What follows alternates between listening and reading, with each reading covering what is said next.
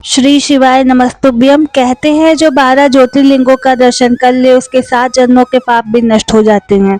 लेकिन क्या आप जानते हैं कि हर एक ज्योतिर्लिंग के पीछे ऐसी अद्भुत और रहस्यमयी कथा छिपी है जिसे अगर बीच में छोड़ दे तो मानो शिव पुराण की आत्मा अधूरी रह जाएगी। आज के इस वीडियो में हम आपको ले चलेंगे उन 12 दिव्य स्थलों पर जहां स्वयं भोलेनाथ ने प्रकट होकर भक्तों का कल्याण किया और जहां की हर कहानी आपको मोक्ष के मार्ग तक पहुंचा सकती है।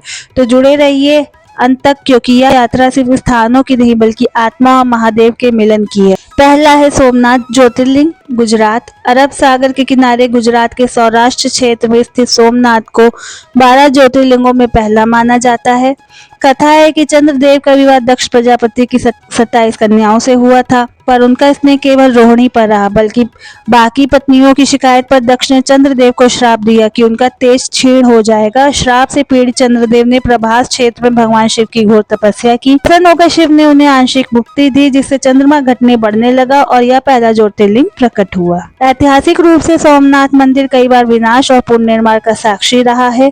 आक्रमणों के बावजूद स्थानीय भक्तों और शासकों ने इसे हर बार पुनः स्थापित किया। संकट के बावजूद भी श्रद्धा का प्रतीक बन गया। सोमनाथ का तटवर्ती दृश्य मंदिर की पुनर्निर्माण गाथा और यहाँ की तीव्र श्रद्धा मिलकर से आत्मा को झकझोरने वाला तीर्थ बनाती है। दूसरा है मल्लिकार्जुन ज्योतिर्लिंग, आंध्र प्रदेश। आंध्र प्रदेश के श्रीशैलम पर्वत पर घने वनों और पवित्र कृष्णा नदी के किनारे स्थित मल्लिकार्जुन ज्योतिर्लिंग को दक्षिण का कैलाश कहा जाता है। मान्यता है कि एक बार गणेश और कार्तिकेय में विवाह को लेकर मतभेद हुआ। कार्तिकेय क्रोधित होकर दूर दक्षिण चले गए। माता पार्वती और भगवान शिव उन्हें मनाने श्रीशैलम पहुंचे और यहीं रहने का निर्णय लिया। शिव ने मल्लिकार्जुन, मल्लिका यानी पार्वती, अर्जुन यानी शिव के रूप में और पार्वती ने ब्राह्म राम बामा देवी के रूप में यहाँ प्रकट होकर भक्तों का कल्याण किया। यह स्थान शैव और शक्ति उपासना का अद्भुत संगम है और यहाँ आने वाले भक्त पर्वतारोहण और पद यात्रा के माध्यम से घने जंगलों और पवित्र घाटियों से होते हुए ज्योतिर्लिंग के दर्शन करते हैं। श्रीशैलम का वातावरण, मंदिर की प्राचीनता और प्रकृति की गोद में स्थित यह स्थल साधना और शांति दोनों का गहरा अनुभव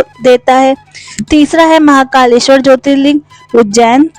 उज्जैन के शिप्रा किनारे स्थित महाकालेश्वर एकमात्र दक्षिण मुखी ज्योतिर्लिंग है और काल के स्वरूप का प्रत्यक्ष अनुभव कराता है। कथा है कि यहाँ महाकाल स्वरूप में शिव ने स्थान लेकर भक्तों और नगर की रक्षा की। महाकाल का विशेष आचार भस्म आरती यहाँ की आध्यात्मिक पहचान है। सुबह सुबह शमशान से लाई गई भस्म से भगवान का श्रृंगार किया जाता है, जो मृत्यु जीवन के गहन चिंतन को जागृत करता है। उज्जैन का इतिहास, मंदिर का सामाजिक धार्मिक प्रभाव और भस्म आरती की तीव्रता इसे अनुकूल और भैरण करने वाला तीर्थ बनाती है। चौथा है ओमकारेश्वर ज्योतिर्लिंग, मध्य प्रदेश। नर्मदा नदी के बीच इसे मंडहाता द्वीप पर स्थित ओमकारेश्वर का द्वीप स्वाभाविक रूप से के आकार का माना जाता है। पुराणों के अनुसार यही स्थान ओमकारेश्वर की महिमा से विभूषित हुआ। पास ही अमलेश्वर नामक एक और लिंग भी है, इसलिए यह तीर्थ क्षेत्र अपनासा व्यापक है। नदी का शोर, द्वीप की आकृति और मंदिर की प्राचीनता मिलकर यहाँ की पूजा अनुभूति को बेहद मूर्त और प्रकृति संपन्न बनाते हैं। यही कारण हर तीर्थ यात्री यहाँ न सिर्फ दर्शन बल्कि प्रकृति स्किंदा भी पाता है। पांचवा है केदारनाथ ज्योतिर्लिंग, उत्तराखंड। हिमालय की ऊंचाइयों में मंदाकिनी के तट पर स्थित केदारनाथ कठिन परंतु मौनपूर्ण यात्रा का इनाम है।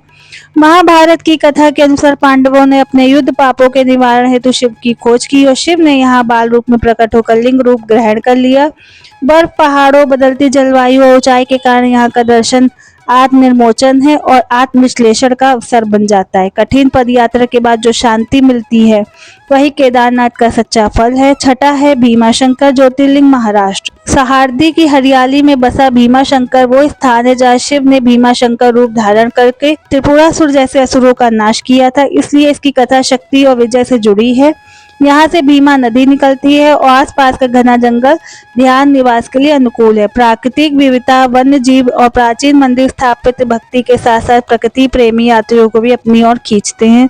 अगर आपको अब तक की यह दिव्य यात्रा और महादेव की लीलाओं की कथा पसंद आ रही है तो अभी इस वीडियो को लाइक करें और हमारे चैनल को सब्सक्राइब करें।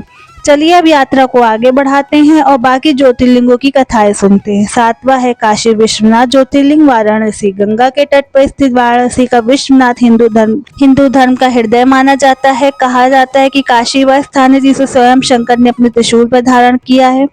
यहाँ के दर्शन को मोक्ष प्रदान करने वाला माना जाता है और काशी की गंगा आरती, संध्या ध्वनि और मंदिर गलियों का अनुभव श्रोताओं को सीधे आध्यात्मिक केंद्र से जोड़ता है। ऐतिहासिक घटनाएं कई बार के विवरिक पुनर्निर्माण और जमाने दर्जने का भावनात्मक जुड़ाव काशी को अनूठा बनाता है। 8वां है त्र्यंबकेश्वर ज्योतिर्लिंग, नासिक, महाराष्ट्र।